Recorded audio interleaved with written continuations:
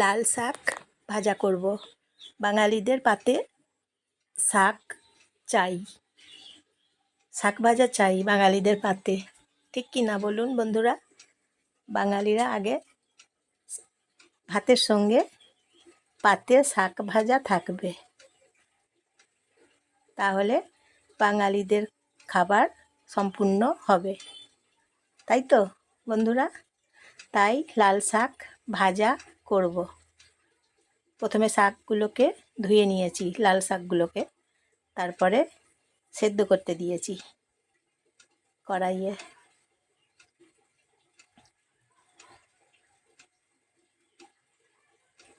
পাঁচ মিনিট সেদ্ধ করতে দিলাম, তারপরে শাকগুলো ভেজে নিলাম।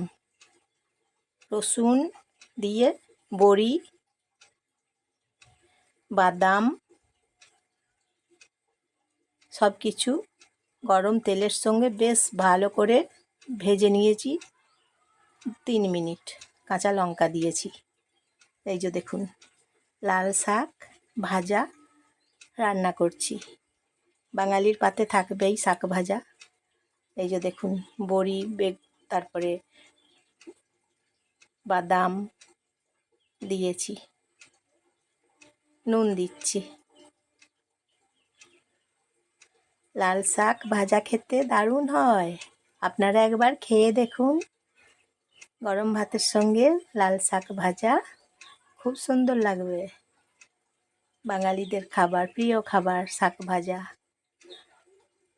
গরম ভাতের সঙ্গে বাঙালিদের শাক ভাজা তো থাকবেই।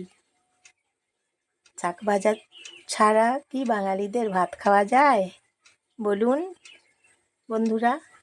লাইক করে দেবেন, সাবস্ক্রাইব করে দেবেন।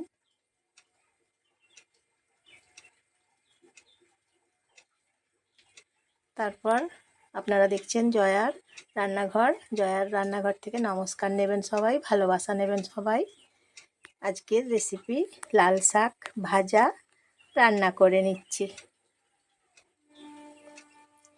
এইভাবে সামান্য সেদ্ধ করে নিচ্ছি আবার। এই যে দেখুন, হয়ে গেছে, জলটা শুকিয়ে গেছে। এইভাবে শাক ভাজা, লাল শাক ভাজা রান্না করে নিলাম। কেমন হয়েছে বলবেন বন্ধুরা? লাইক, শেয়ার, কমেন্ট করবেন।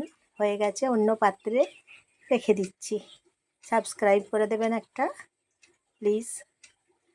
নতুন রেসিপি নিয়ে আসবো। লাইক করে দেবেন একটা, কেমন হয়েছে বলবেন তাহলে।